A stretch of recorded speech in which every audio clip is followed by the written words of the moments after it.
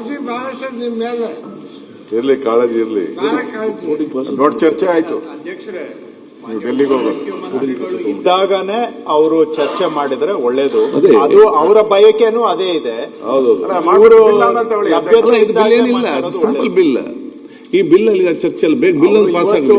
ಅಲ್ಲ, 20 minutes bill ಮುಗಿತದೆ, ವಿಧಾನ ಪರಿಷತ್ ಮಾಡಿ. ಅದಾದ ನಂತರ ಉಪಮುಖ್ಯಮಂತ್ರಿಗಳು ನಾಳೆಗೆ ಚರ್ಚೆ ತಗೊಳ್ಳಿ ಅಂತ ಹೇಳ್ತಾ ಇದ್ದಾರೆ. ಚರ್ಚೆ ಮಾಡ್ತೀನಿ, ಈಗ ಬೇಕಾದ್ರೆ 1 hour ಬೇಕಾದ್ರೆ ಮಾತಾಡ್ಲಿಕ್ಕೆ ಕೂತ್ಕೊಳ್ತೀನಿ. 1 hour ಬಿಲ್ ಒಂದು ಪಾಸ್ ಆಗಲಿ.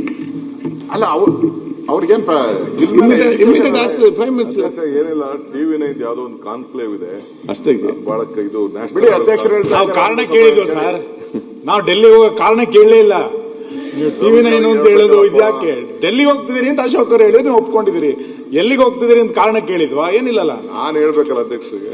9 10 ಅದು ಆಮೇಲೆ ನಮ್ಗೆ ಬೇಡ ಅದೆಲ್ಲ. ಆಯ್ತು, ಮಾನ್ಯ ಸಚಿವರು ಮಂಡಿಸಿ.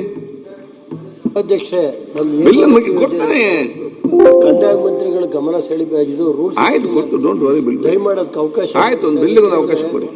5 ದಶಕಗಳಿಂದ ಪಾಪ ಆಯ್ತು, ಬಿಲ್ಲಿಗೆ ಒಂದು ಅವಕಾಶ ಕೊಡಿ. ಕೋಡು ಪಾಣೆ ಯಾವ್ದು ಸಿಗ್ತಾ ಇಲ್ಲ ಸರ್. ದಯಮಾಡೋದನ್ನ ರೂಲ್ 60 ಅಡಿಲಿ ತರ್ತಾ ಇದೀವಿ ಸರ್. ಭೂಮಿಗಳ ರಕ್ಷಣೆ ಮತ್ತು ಸಕ್ರಮಾತಿ ವಿಧೇಯಕವನ್ನು ಪರ್ಯಾಲೋಚನೆಗೆಂದು ಕೋರುತ್ತೇನೆ. ಪರ್ಯಾಲೋಚನಾ ಪ್ರಸ್ತಾವನೆ ಈಗ ಸಭೆ ಮತಕ್ಕೆ ಹಾಕುತ್ತೇನೆ.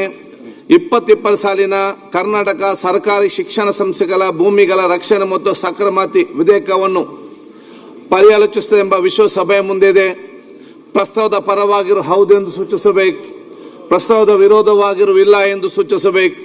ಪ್ರಸ್ತಾವ ಹೌದೆನ ಪರವಾಗಿದೆ ಎಂದು ಭಾವಿಸುತ್ತೇನೆ.